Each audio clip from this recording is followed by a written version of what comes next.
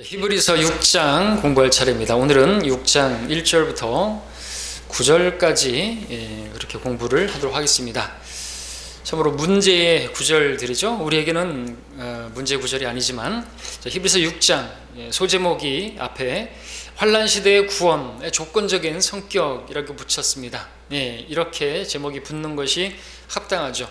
왜냐하면 그 내용을 보게 되면 교회 시대에 우리가 교리로 적용할 수 있는 것이 아닙니다. 교회 시대에는 하나님께서 은혜를 베푸시는데 조건적인 은혜가 아닙니다. 자격이 없는 자에게 베풀어지는 그 은혜 위에 은혜죠. 그런데 이 은혜 시대가 끝나게 되면, 교회 시대가 끝나게 되면 조건부적인 그러한 구원이 이제 시작되는 것이고, 그것은 마치 구약의 그와 같은 하나님의 의를 얻는 방법과 거의 같은 그런 성격을 띠는 것입니다. 자, 먼저 1절부터 6절까지 한번 읽어보겠습니다. 그러므로 우리가 그리스도에 대한 교리의 기초를 떠나 온전함을 향해 나아가야 하리니 죽은 행실들에서 회개함과 하나님을 향한 믿음과 침례들과 안수함과 죽은 자들의 부활과 영원한 심판에 관한 교리의 기초를 다시 놓지 말지니라. 실로 하나님께서 허락하시면 우리가 이것을 하리라. 한번 깨우침을 받고 하늘의 선물을 맛보며 성령의 동참자가 되고 하나님의 선한 말씀과 온 세상의 능력을 맛본 자들이 만약 떨어져 나간다면 다시 새롭게 하여 회개시킬 수 없나니 이는 그들이 스스로 하나님의 아들을 다시 십자가에 못 박아 공개적으로 조롱함이라 기록하고 있습니다. 자, 우리가 지금 살고 있는 시대를 교회 시대라고 말을 합니다. 왜냐하면 교회가 바로 역사의 중심에 있다 할 수 있기 때문에 그렇죠. 또 이 시대를 은혜 시대라 그렇게 부르는데 오직 은혜로 믿음으로 말미암아 은혜로 구원받는 시대이기 때문에 그렇게 부릅니다.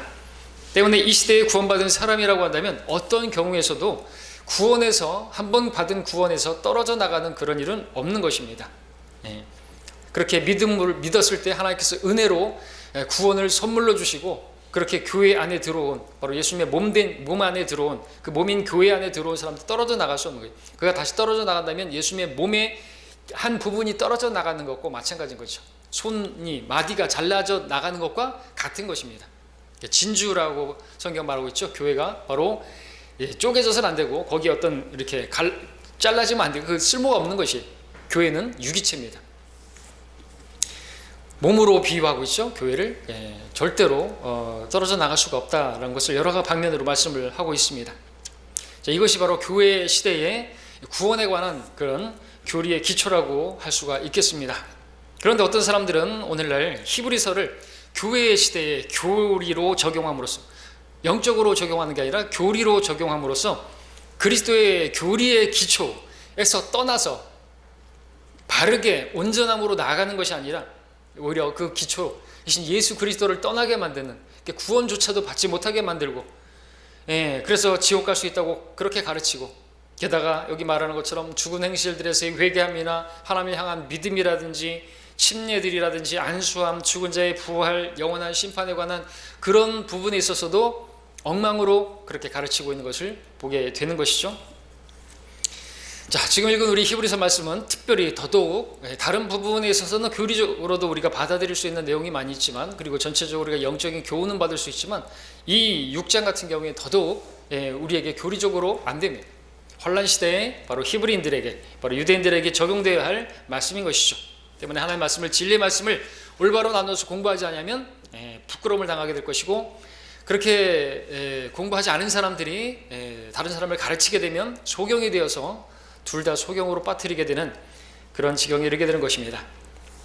자, 우리가 아는 것처럼, 누구나 다 인정하는 것처럼 구약 시대의 구원 방법과 신약 시대의 구원 방법 다르죠. 구약의 율법을 지킴으로써 그들은 그 율법을 지키는 그 행위가 하나님께서 보시기에 의로 인정해 줄 그런 것이었습니다. 그러나 그가 그렇게 율법을 지키고 하나님의 뜻대로 살다가 율법을 어겼어요. 범법했습니다. 그러면 그 이전에 그 의는 다 무효가 되는 것이죠. 율법 전체를 지키다가 하나를 어기면 전체를 어긴 것과 마찬가지가 되어버리는 것이죠. 자, 이와 같은 것들이 바로 이제 유대인들이 그렇게 그 성격이 이제 환난 때도 마찬가지입니다. 그들이 예수 그리스도를 믿는 믿음을 가졌습니다. 왜냐하면 예수님이 십자가에서 죽으시고 부활하신 이후기 때문에.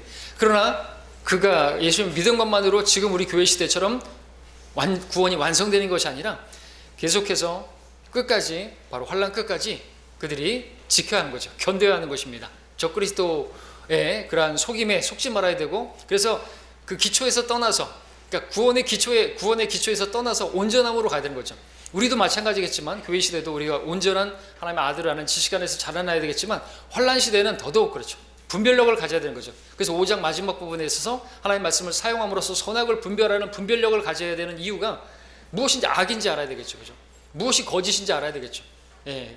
성경을 알지 못하게 되면 그들이 사망과 더불어 맺은 거짓 언약으로 적그리스도와 언약을 맺고, 그리고 짐승의 표를 받아버리면 끝나는 것이, 다시 새롭게 회개시킬 수 있는 희생 제물이 남아있잖아요. 예수님을 다시 십자가에 못 박는 것과 마찬가지인데, 그것은 마치 모세가 반석을 2번이나 친 것과 마찬가지가 되는 건데, 그런 일은 있을 수가 없죠. 예수님께서 다시 십자가에서 못 박혀 죽으셔야 할 일이 없죠. 한 번으로 단번에 그렇게 이루어진 그 구원인데, 어찌 그걸 다시 십자가에 못 박을 수, 그거는 하나님의 아들을 공개적으로 조롱하는 것이나 마찬가지다라고 말하고 있는 것입니다. 자, 구약시대는 그렇게 율법을 지키는 것을 의로 그렇게 인정해 주시고 인정해 주셨는데, 신약시대는 오직 예수 그리스도를 믿으면 그 믿음을 보시고 하나님께서 단번에 그냥 의로 인정해 주시고, 하나님의 의를 우리가 그냥 전가를 받는 것입니다. 근데 대환란 시대는 믿음만으로는 구원받을 수가 없죠. 왜냐하면 대환란 시대는 신약시대와는 여러모로 다른데, 무엇보다도 성령의 활동이 달라요. 신약시대 성령께서 성도 안에 들어오시면 나가지 않으십니다. 인치시죠. 그래서 에베소 1장 3절, 4장 30절에서, 그리고 고린도서 1장 22절 등지에서 한번 들어오시면 인치시고, 성령께서 인을 치시고 나가지 않으시겠다고 봉인을 하시는 거예요. 누구도 하나님께서 하셨으면 해제할 수가 없습니다. 그 봉인을 나가시지 않는다는 거죠. 신약시대 성도들에게 그렇게 에베소서에서 말하고 있고 그렇습니다. 근데 구약시대는 어땠습니까? 예, 성령께서 들어오셨지만 나가실 수도 있었어요. 그가 범죄하면 나가시기도 하시고, 또 그가 돌이키면은 또 들어오기도 했습니다. 그러한 사람 중에 삼손이 있죠. 재판관계 16장 20절에서 삼손이 잠에서 깨어나 말하기를, 내가 이전처럼 나가서 몸을 흔들어 버리리라 하더라. 그러나 주께서 자기에서 떠나신 줄 알지 못하더라. 떠나신 거죠. 하나님의 영이, 개혁성경에 하나님의 신이라 그러는데, 영이 떠난 거죠. 스피릿. 하나님의 영이 떠났습니다. 힘이 잃어버렸죠. 그리고 마지막에 다시 한 번만 나에게 힘을 주십시오 했을 때, 다시 하나님 영께서 임하시고 힘을 내서, 다 죽었지만 어쨌든 나갔다가 들어오시는 그런 성령님의 활동을 보게 되고, 사울도 마찬가지죠. 주의 영이 사울에게서 떠나고 주로부터 온 악령이 그를 괴롭히니라 그럴 것 같습니다. 다윗이 제일 두려웠던 게 뭡니까? 예, 주의 영을 내게서 거두어가지 말라. 그 범죄하고 나서 주의 면전에서 나를 내어 쫓지 마시고 주의 거룩한 영을 내게서 거두어가지 마시라고, 그렇게 시편 51편에서 고백했던 것을 보게 되는 거죠.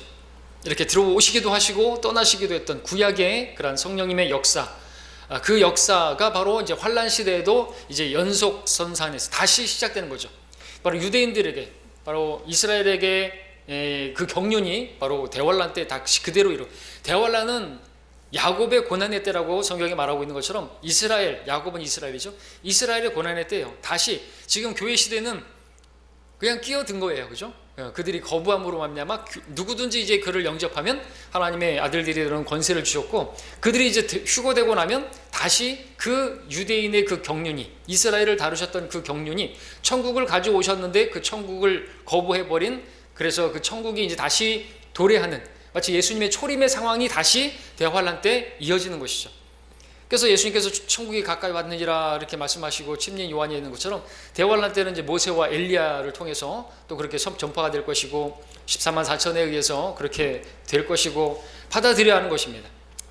그때의 복음은 우리 복음과 다른 거죠. 예수님을 왕으로 받아들이는 것이 왕국 복음, 왕국을 앞에 두고, 그래서 아버지 왕국이 임하옵시며 기도하는 것이죠.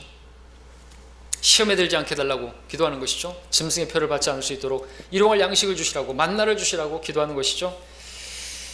물론 주기도문 그 자체를 우리가 얼마든지 이렇게 적용해서 영적으로 할 수 있죠. 우리에게 일용할 양식을 주옵시고, 근데 토시 하나 틀리지 않고 어떤 기도문식으로 그렇게 외우는 것은 그건 기계적인 것이고, 그것은 종교죠. 아버지께 기도하는데 딱 이렇게 해가지고 토시 하나 틀리지 않고 막 그렇게 주문 외우는 건 이교도들이 하는 방식이라고 말씀하셨잖아요. 그들은 그런 식으로 하는 거예요. 이교도 중에 이교도가 누구예요? 로마 카톨릭이에요. 로마 카톨릭에는 기도문들이 많단 말이죠. 그냥 그렇게 암송하는 거예요. 아니 아버지한테 와가지고 랄랄랄랄랄 이렇게 하면 그대로 톡시 하나 틀리지 않고 그게 인격체입니까? 하나님께서 살아계신 분입니까? 아니죠. 그냥 진솔하게 말하는 거예요. 하나님 뭐 급하면 하나님 도와주십시오. 구해주십시오. 물에 빠져가는 베드로가 주여 도와주십시오. 저를 물에서 건져주십시오. 그 간단하게 하면 되죠. 쉽게 담백하게 진솔하게 하면 되는 그게 기도잖아요. 왜 그렇게 쓰는 것이? 그리고 내용도 우리와 맞지 않습니다. 영적인 적용할 수 있지만 교리적으로는 그때 들어가는 것이죠. 그렇게 해서 다시 유대인의 경륜이 시작되는 것이 대환란인 것입니다. 그렇기 때문에 그들에게 있어서 또한 율법이 지켜지는 것이 필요한 거죠. 하나님의 계명을 지키는 것이 필요하죠. 예수 그리스도를 믿는 믿음과 하나님의 계명을 지키는 것이 함께 수반되는 것이 필요한 것입니다. 자, 교회 시대에 성령님께서는 한 번 들어오시면 나가지 않습니다. 그래서 한 번 구원은 영원한 구원이라고 그렇게 말하는 것입니다.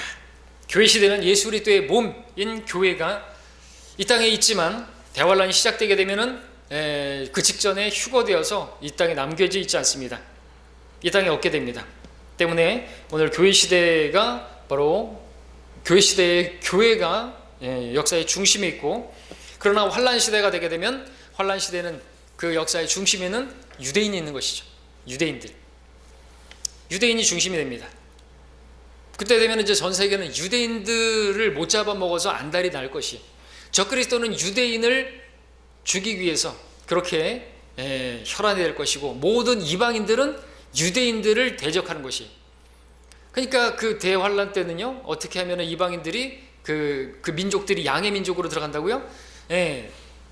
작은 자에게 한 것이 곧 나에게 한 것이라. 그래서 유대인들에게 어떻게 한 것이 바로 주님께 어떻게 한 것이 되어서 그들이 왕국의 백성으로, 천년왕국으로 들어간단 말이죠. 근데 세상을 보십시오. 우리가 이제 가끔씩 듣는 것, 지금도 조용한가요? 하여튼 이스라엘을 중심으로 해서 하여튼 못 잡아먹어서 안달이 나는 것이죠. 이스라엘은 지도상에서 사라져버려야 한다. 반유대주의가 강하게 점점점 갈 것이에요. 그것을 보면서도 우리는 대환란이 가까이 오게 있구나, 이렇게 생각할 수가 있어야 되는 거죠. 왜 그렇게 이스라엘을 미워하는 것입니까? 성경대로 그렇게 되는 것이에요.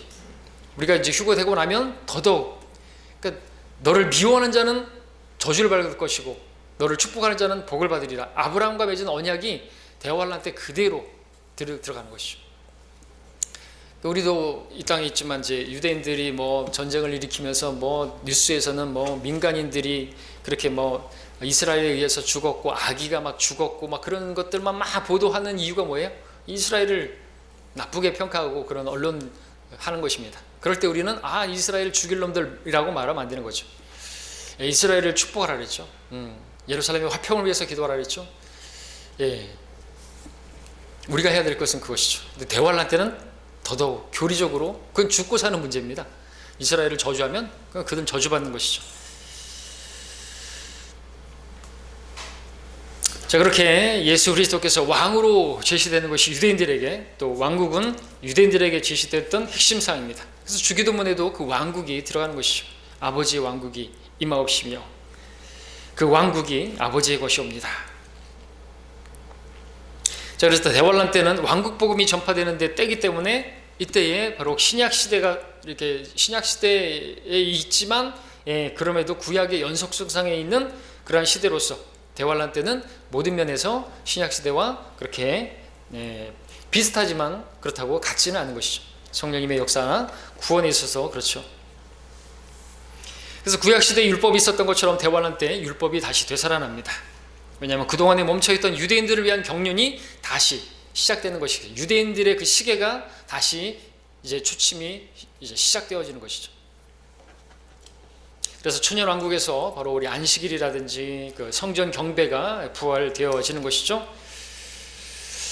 자, 그러나 환란 시대가 구약의 연속성상에 있다고 해가지고 오직 율법적인 그 행위만을 그렇게 그것만이 있으면 된다, 그게 아니죠. 환란 시대는 예수 그리스도에 대한 믿음이 있어야 합니다. 다만 그때는 그 믿음이 행위와 더불어서 온전해져야 한다라는 거죠. 그래서 야고보서 2장 22절에서는 믿음이 어떻게 그 행함과 더불어 작용하였으며 그 믿음이 행함으로 온전케 되었음을 보느냐라고 말하면서 믿음과 행함을 강조하고 있는 바로 이스라엘의 12지파에게 문하는 야고보서에서 그렇게 쓰고 있는 것입니다. 계시록 14장 12절에서는 여기 성도들의 인내가 있으며 여기 하나님의 계명들과 예수의 믿음을 지키는 자들이 있느니라 말씀하고 있는 것이죠. 특별히 그들은 예수님을 구주로 뿐만 아니라 왕으로 그렇게 영접해야 되는 거죠. 뿐만 아니라 그들은 하나님의 계명을 지켜야 되는 거죠. 특별히 하나님의 계명, 형제 사랑을 실천해야 되는 것.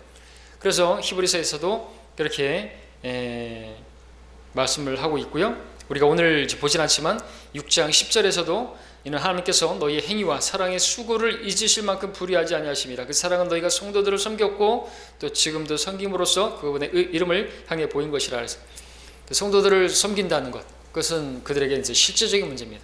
우리에게도 마찬가지겠지만 그들은 형제 사랑, 하나님을 사랑하는 것과 이웃 사랑하는 것, 이웃은 바로 그 형제들이죠. 이스라엘입니다.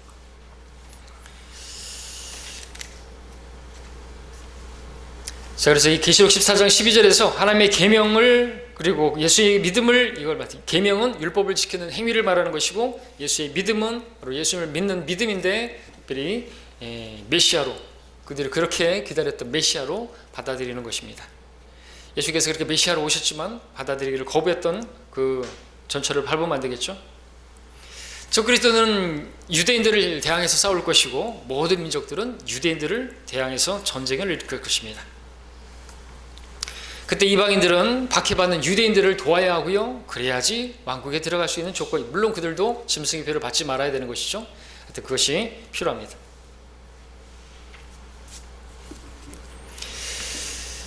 자, 그때 하나님께서는 과거에 그들의 조상에게 광야에서 만나로 먹였듯이 유대인들을 광야로 피신시켜서 그들에게 감춰진 만나로 그들을 먹이실 것입니다.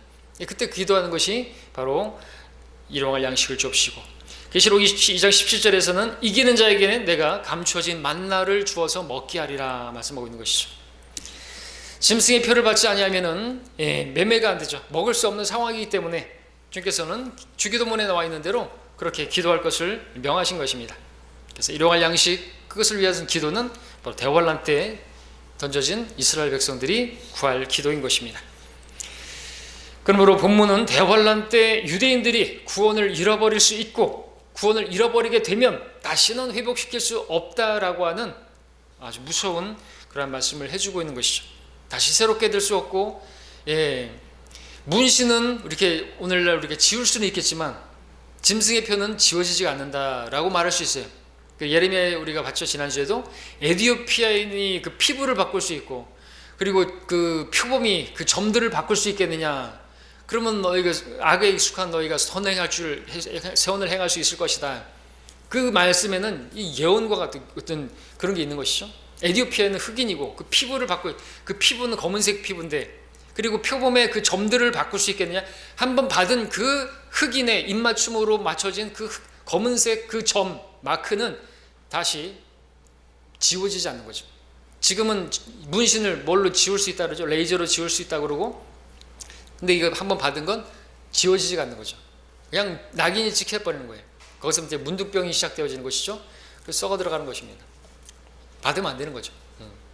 지금 우리가 뭐 백신 같은 것을 통해서 자꾸만 표가 아주 일상화되어지고 표를 받는 것으로 이렇게 세상이 흘러가고 있는데, 이것도 보면은 마지막 때를 향하고 있다는 걸 부인할 수가 없는 것이죠.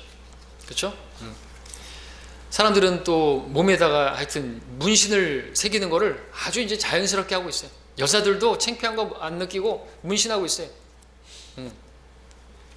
예전 같으면 어떻게 문신을 이렇게 이마에다가 하는 것이나 이런 게 좀 꺼리낄 수 있을지 모르겠지만, 어떤 젊은 친구들은 보면 이 몸이 다 문신이에요. 그죠? 여기까지 이렇게 막 문신 있고 하는데, 이 문신 문화가 역시나 적그리스도 이 짐승의 표를 주는 것과 같이 가는 거예요. 그래서 율법에서도 몸에 표를, 어떤 그런 문양을 넣지 말 것을, 그러니까 오늘날 문신을 하지 말 것을 말씀하기도 하신 것이죠. 그냥 있는 것이 아닙니다. 타투가 우리나라에서도 이제 뭐 합법화 시키자고 막 말을 하는 것이나, 동성연애도 합법화하자는 것이나, 동성결혼, 그런 것들이 다 이제 마지막 때라는 것을 우리에게 가르쳐 주는 것이고, 이런 것들을 우리가 분별할 수 있어야 되는 거죠. 그리고 우리는 주님 오심을 더욱더 사모하고, 우리는 두려워할 게 아니라 주님 오시면 우리는 올라갈 것이기 때문에, 환란에 남겨진 사람들을 위해서 우리가 할 수 있는 건 없으니까 남겨지지 않도록 한 사람에게도 더 복음을 전해서 그들을 이겨와야 하는 것입니다. 자, 지금 우리는 이 본문을 교리적으로 적용하고 있습니다. 그래서 히브리서는 대환란 때 히브리인들에게, 말 그대로 히브리인들에게 주어진 그러한 말씀인 것이죠. 물론 경적으로 얼마든지 교훈적으로 받아들일 수 있는 부분이 없다고 말씀을 드리지는 않았습니다. 많은 말씀들이 우리에게 또 필요한 것이고, 히브리서 13장 같은 경우에는 후반에 이제 거의 다른 바울 서신과 같은 그런 연대에 이렇게 기록되었기 때문에 아주 바울의 서신, 다른 서신과 일치하는 그런 문체이지만 말이죠. 자, 우리 6장 이제 7절 8절을 보겠습니다. 7절, 이는 땅이 그 위에 자주 내리는 비를 흡수하여 밭가는 자들에게 적합한 농작물을 내면 하나님께 복을 받으나 만일 가시와 엉겅퀴를 내면 버림을 당하고 저주함에 가까워서 그 마지막은 불사름이 되기 때문이라 했습니다.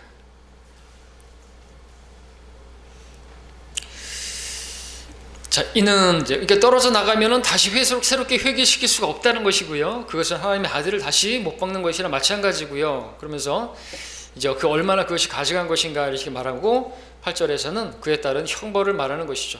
떨어져 나가게 되면 마지막으로는 불사름이 된다 이거죠. 그러니까 그렇게 불사름이 되지 말고, 그렇게 불못에 던져지지 말고 어떻게 하라는 거예요? 적합한 농작물을 내라는 거죠. 그러니까 적합한 열매를 맺으라는 거죠. 열매를 맺어야 되는 거예요. 열매. 여기서 우리가 또 먼저 볼 것은, 이는 땅이 그 위에 자주 내리는 비를 흡수하여 라고 말하고 있어요. 비를 보여주고 있습니다. 비. 여기서도 볼 수 있겠지만 다른 곳에서 계속해서 보겠습니다만, 예수님께서 재림하시기 전에 비가 온다는 것을 보게 됩니다. 비. 우리 함께 볼 것은 야고보서, 히브리서 다음 야고보서 보죠. 5장 17절 보십시오.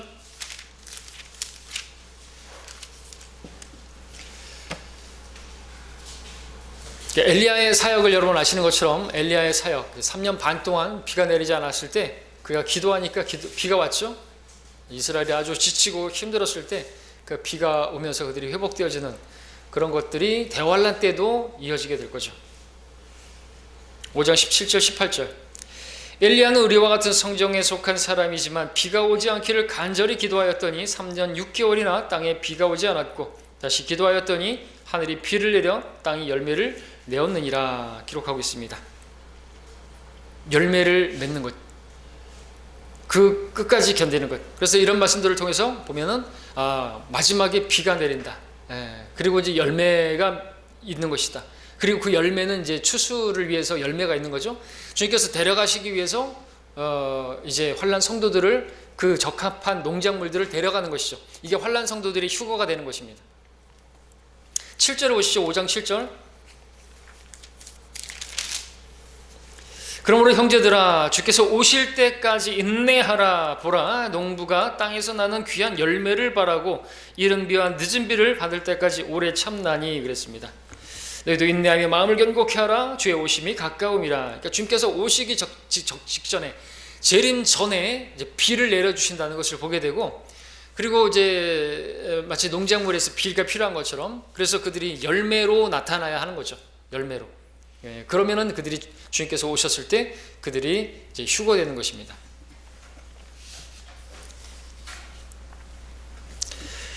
그래서 이 문맥이 예수님의 재림과 관련되어 있는 것을 보게 되고, 그러므로 비에 대한 말씀은 환난 끝에 바로 예수님의 재림 속에 등장하는데, 시편 69편 9절에서도 하나님, 오 하나님이여, 주께서 흡족한 비를 내리시어 주의 유업이 곤비할 때 주의 유업을 견고하게 하셨나이다. 이스라엘이 그렇게, 또 엘리야의 사역 때 그렇게 지치고 주의 유업인 이스라엘이 곤고하고 그랬을 때 하나님께서 비를 내려주셔서 그들을 견고케 하신 것처럼, 대환란 때도 그렇게 곤비하고 아주 지치고 고난 가운데 있을 때 그렇게 하나님께서 비를 내려주시고 그들에게 이제 회복을 주신다라는 것을 보여주고 있습니다. 엘리야 때 그랬던 것처럼 말이죠.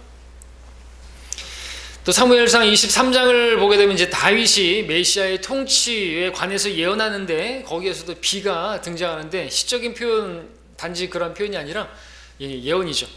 그리하면 그가, 많이 읽어보셨으니까 읽겠습니다. 사무엘하 23장 4절인데, 그가 해돋을 때의 아침빛같이 되리니 곧 구름 없는 아침 같겠고 비 온 후에 맑게 반짝임으로 땅에서 돋아나는 연한 풀잎 같으니라. 이런 표현입니다. 아주 아름다운 표현이고, 생각해보면 아주 그렇게 비 온 다음에 아침에 마치 그 풀잎에 그 이슬들이 마치 빛을 받고 아주 영롱하고, 또 해가 떠오르게 되면 팍 빛이 반사돼가지고 아주 그런 모습을 한번 생각해 보십시오. 말라기 4장 2절에서는 예수님께서 의의 태양이라고 묘사하고 있고, 마가복음 13장 35절에서는 교회 시대를 밤중 시대로 말하고 있죠. 저녁일런지 밤중일런지 뭐 닭이 울릴 때일든지 아침일런지 그러면서 경점을 4개로 말하면서 이 교회 시대가 주님 오시기 전까지가 밤중 시대로 말하고 있습니다. 그 밤중에 바로 교회는 달과 같이 예수 그리스도의 빛을 받아서 이 세상을 비추고 있는 그러한 달과 같은 사역을 하고 있는 것이죠. 우리는 빛이 아니죠. 침례 요한도 나는 빛이 아니오, 빛의 완화의 전파, 우리가 지금 그렇게 하고 있는 것입니다. 예수 그리스도께서 빛이신데 그분을 비추고 있는 것이죠. 밤중 시대입니다. 근데 교회 시대가 이제 끝나게 되면 어떻습니까? 예수님께서 재림하실 그때 천년왕국을 시작하는 그 천년왕국의 시작은 새로운 아침과 같은 것입니다. 그러므로 사무엘하 23장 4절에서 다윗이 말했던 해 돋을 때 아침빛, 그래서 온 세상을 의로 통치하기 위해서 재림하시는 예수 그리스도를 보여주고 있는 것이죠. 아침빛같이 그렇게 마련되어 있습니다. 또 그 말씀 앞에 비를 언급하고 있는데, 바로 비 온 후에 맑게 반짝임으로 이렇게 표현하고 있습니다. 예수님의 재림 전에 선행되는 비에 대해서 여기서도 언급하고 있죠. 그래서 비가 풍족하게 내린 후에 의의 태양의 빛을 받아서 맑게 반짝이는 그러한 모습이 바로 예수님의 그 재림하시는 모습, 찬란한 영광스러운 모습을 그렇게 표현하고 있는 것이죠. 그리고 야고보서 5장에서 비가 엘리야의 사역과 관계 있다는 사실에 주목해야 하는 것입니다. 그러니까 괜히 그 엘리야 사역 때 3년 반 동안 비가 오지 않는 그 일이 있었던 게 아닌 것이죠. 여러분 7년 대환란 가운데서 3년 반, 후 3년 반 동안 그래서 비가 오지 않는 아주 극심한 그러한 환란 가운데서 그와 같은 재앙도 있는 것을 보게 되는 거죠. 그래서 바로 그 비는 이스라엘 위해서 표적으로 주어지는 문자적인 실제적인 그런 비인 것입니다. 근데 이 비에 대해서도 오늘날 어떤 그 은사주의자들, 특별히 성령과 연관해서 말해서 이른 비는 사도행전 2장에서 오순절에 그렇게 내렸고, 또 20세기 후에 내려지는 늦은 비를 가지고 바로 교회 시대에 그때 저쪽 은사주의자들이 그렇게 시작했다고 하는 그런 아주사거리, 거기에서 성령께서 임하셨다, 그걸 늦은 비로 자기들 멋대로 사사롭게 해석을 해가지고 그렇게 이제 이야기하는 사람도 있지만, 이른 비와 늦은 말 그대로 문자적으로 비예요. 비. 이스라엘을 위해서 내려지는 비고 재림 전에 있게 될 그 문자적인 비인 것이죠. 그들의 곤비함을 이렇게 회복시켜 주시고 기쁨의 비가 되겠습니다. 그래서 호세아 6장 3절에서도 이렇게 말하고 있습니다. 만일 우리가 계속 주를 알고자 하면 그때 우리가 알게 되리라. 그의 나오심은 아침처럼 마련되어 있으며, 그는 우리에게 비처럼 오시리니 땅에 내리는 늦은 비와 이른 비처럼 오시리라 말씀을 하고 있습니다. 재림 전에 그래서 이 이른 비와 늦은 비, 아침, 즉 태양과 연관되어 있고, 그래서 아까 사무엘하 23장에서 다윗은 순서적으로 비가 온 후에, 그렇죠? 맑은 그런 그 아침빛 같은 반짝이는 그런 모습으로 예수님의 찬란한 영광스러운 오심에 대해서 표현을 그렇게 하고 있었던 것입니다. 자, 그리고 우리 다시 야고보서 5장, 히브리서 6장으로 오셔서 7절에 보게 되면은, 자, 그 비를 지금 봤죠? 그 내리는 비를 흡수하여 밭가는 자들에게 적합한 농작물을 내면 하나님께 복을 받으나 그랬습니다. 하나님께 복을 받는다는 게 뭡니까? 이제 복된 땅, 약속의 땅, 그 이스라엘에게 그 약속했던, 아브라함에게 그렇게 약속했던 그 땅으로, 바로 왕국으로 들어가게 되는 거죠. 안식으로, 대안식으로 들어가게 되는 것이죠. 그게 복입니다. 그러나 그렇지 못한 사람은 어떻게 되는 겁니까? 불사름이 되는 것이죠. 짐승의 표를 받게 되면, 견디지 못하게 되면. 자, 밭가는 자들에게 적합한 농작물을 내면 이라고 말합니다. 예언과 관계없이 본다면, 단순하게 말 그대로 보면은 비가 내렸을 때 그 비를 잘 흡수하면 적합한 농작물이 되죠. 그러면 그 땅은, 그리고 그 농작물은 주인을 기쁘게 하는 건 당연하고요. 그러면은 그렇지만 가시나 영건키를 내게 되면 주인을 기쁘게 하지 못하는 것이기 때문에 그 땅은 저주를 받게 되는 것이죠. 그래서 8절에서 만일 가시와 엉겅퀴를 내면 버림을 당하고 저주함에 가까워서 그 마지막은 불사름이 되기 때문이라 말하고 있습니다. 자, 근데 이 사실이 1절에서 6절, 1절부터 6절까지 묘사했던 것처럼 대환란 때 믿음과 행위를 지켜서 결국 그들이 적합한, 주님께서 추수하시기에 적합한 그러한 열매가 되어야 한다는 것이죠. 휴거되기 위한 열매가 되어야 된다는 것이죠. 그래서 그렇게 적합한 열매를 맺는 사람과 그렇지 못한 사람에 대한 그러한 설명인 것입니다. 적합한 농작물, 환난 후 휴거되는 환난 성도들을 말하는 것이죠. 열매, 그것은 이제 추수와 연관되어 있고 예인적으로 추수는 휴거를 말하는 거죠. 휴거는 세 번으로 나눠져 있죠. 전체적으로 구약 성도들의 휴거와 신약 성도들의 휴거와 그리고 환난 성도들의 휴거가 있습니다. 이리 올라오라 라는 표현도 성경에서 세 번 나오고 있습니다. 우리 고린도전서 함께 보죠. 15장에 고린도전서 15장 23절 24절에 여러분들 앞전에도 공부를 했지만 휴거 관련해서도 공부했지만 다시 한번 보기를 원합니다. 23절 4절.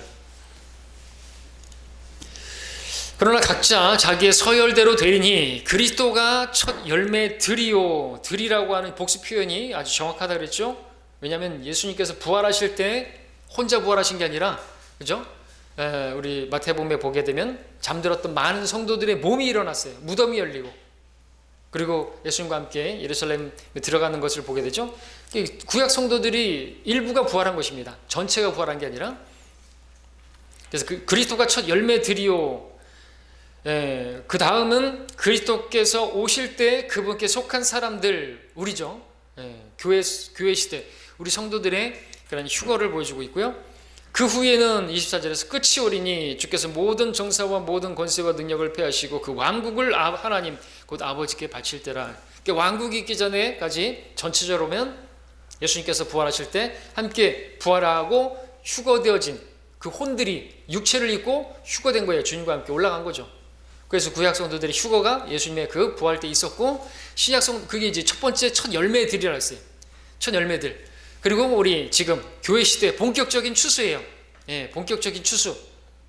신약 성도들을 그렇게 말하는 거죠. 그리스도께 속한 사람들을 데리러 오셔서 우리를 올려 보낼 거예요. 그리고 그 후에는 끝이 오리니 그랬는데 바로 대환란 시대에 적합한 농작물들을 하나님께서 데려가시는 거죠. 이게 휴거입니다. 여러분들 농사 짓는 것도 말씀드렸죠. 우리 토마토라든지 우리 또 사과라든지 배하시는 과수원 하시는 분들도 처음 익은 열매들 있잖아요. 첫 열매들 있잖아요. 그죠?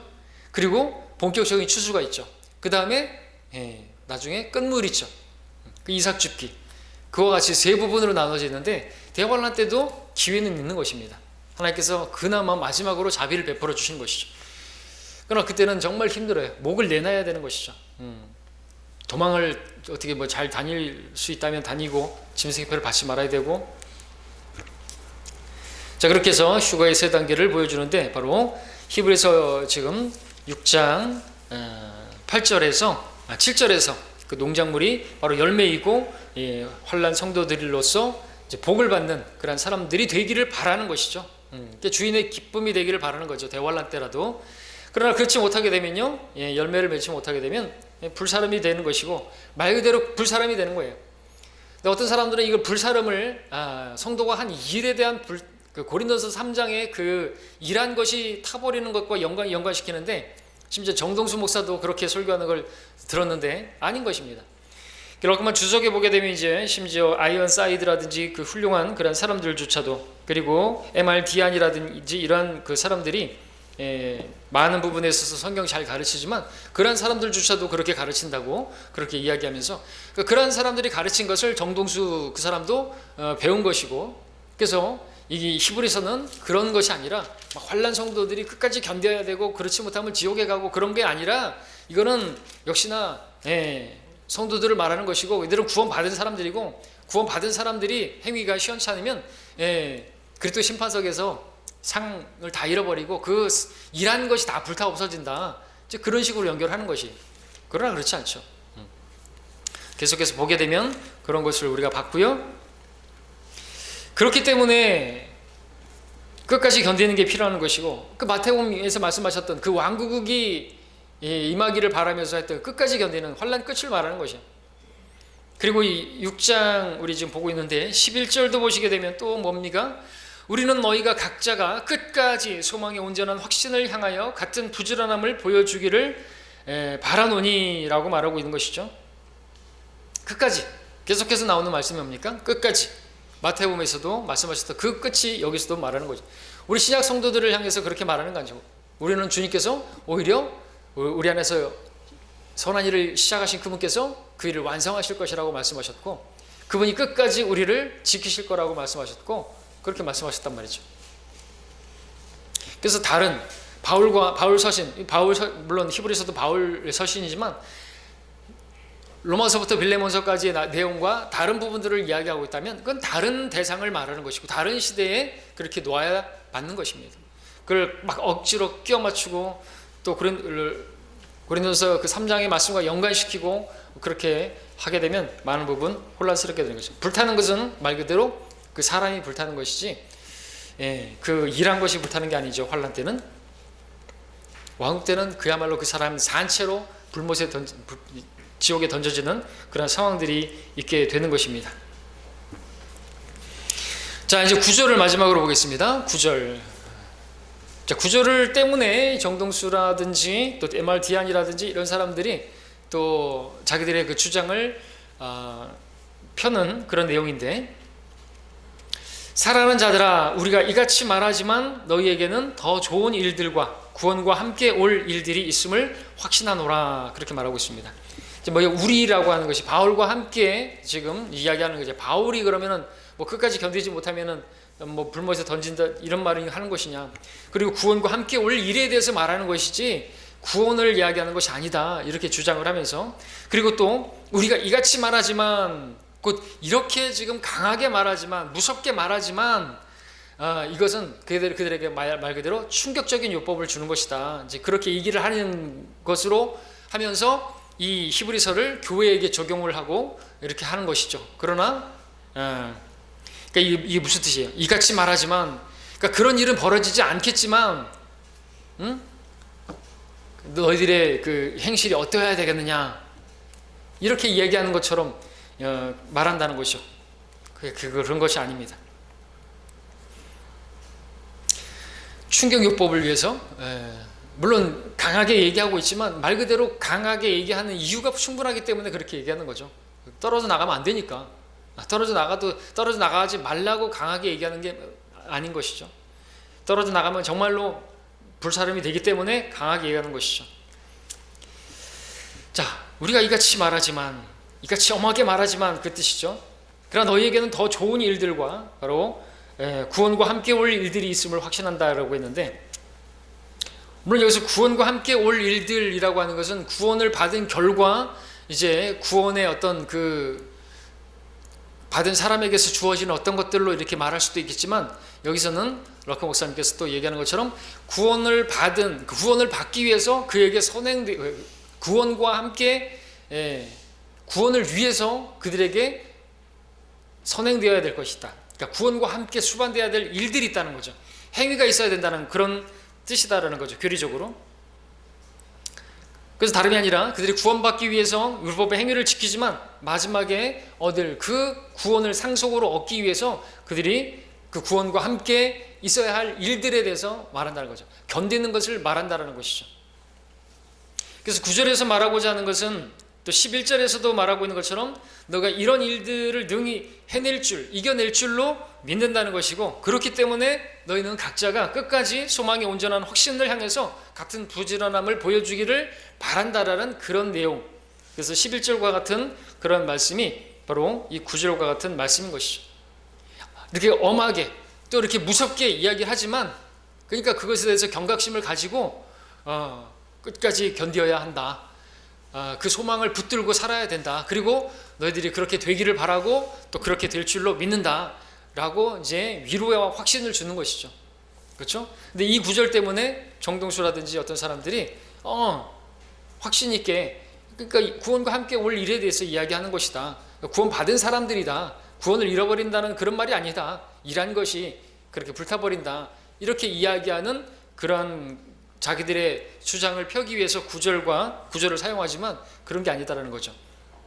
오히려 예수님도 마태복음 5장에서 아주 그 율법적인 아주 강한 그런 말씀을 하시고, 또 6장에서도 초반부는 환난과 관련돼서 무서운 말씀을 하지만 6장의 후반부에서는 뭐라고 합니까? 공중에 나는 새들을 보라 말씀하시면서 염려하지 말라 그렇게 말씀하시면서 이방인들이 구하는 것이고, 그러므로 너희도 하나님의 나라와 의를 구하라, 너에게 다 더해 주실 것이다, 이러한 말씀으로 위로도 주시고, 그렇죠? 또 믿음에 대한 확신도 심어주시는 것을 보게 되지 않습니까?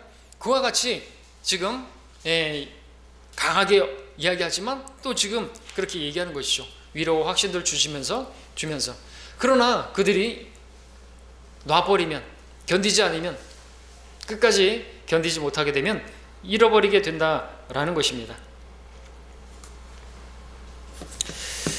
자, 그런 내용인 것이죠. 자, 물론 우리가 이런 말씀들을 계속해서 말씀드리지만 교회 시대에 적용하면 우리가 구원과 함께 올 일들이 있어야 되겠죠. 우리가 구원 받았다고 해서 끝이 아니라 구원과 함께 주어질 일들이 있지 않습니까? 우리가 구원을 받았다면 주님께서는 진리의 지식에 이르기를 원하시고, 여기 말씀하시는 것처럼 우리가 장성한 믿음의 분량에 이르러야 한다는 것이고, 그 기초에서 구원받은 것에서 그냥 머무는 것이 아니라 다른 사람들도 구원할 수 있는, 우리가 사람을 낚는 어부가 되어야 하는 그러한 일들도 있어야 하는 것으로 우리가 얼마든지 적용하고 받아들일 수는 있죠. 그런 것으로 우리가 배우고 또 우리가 설교할 수는 있지만, 여기서 말하는 구원과 함께 올 일들, 그것은 대환란 때 실제로 구원을 위해서 함께 있어야 할 일들, 행위가 있어야 된다. 구원은 받았다고 할 수 있지만, 예수님을 그렇게 메시아로 받아들였지만 그들에게 계명을 지키는 그러한 일들이 필요하다라는 것으로 말씀하고 있는 것이죠. 여기까지 시간상 보고요. 다음 시간에 10절부터 보도록 하겠습니다.